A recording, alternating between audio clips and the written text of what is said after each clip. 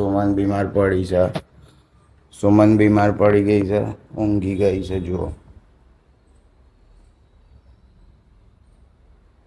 તાવ આવી ગયો છે.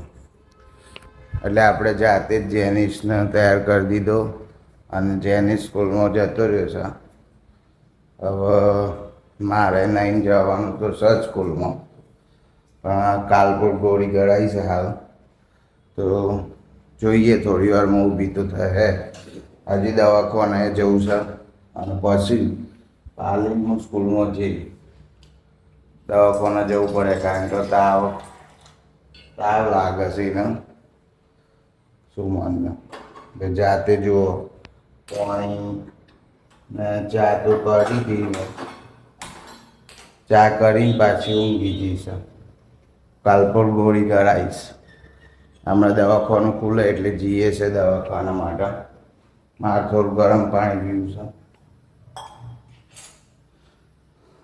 જેનિસને તો એમ કેમ પાલવી દીધો અમે, અને જતો એ રે સ્કૂલમાં.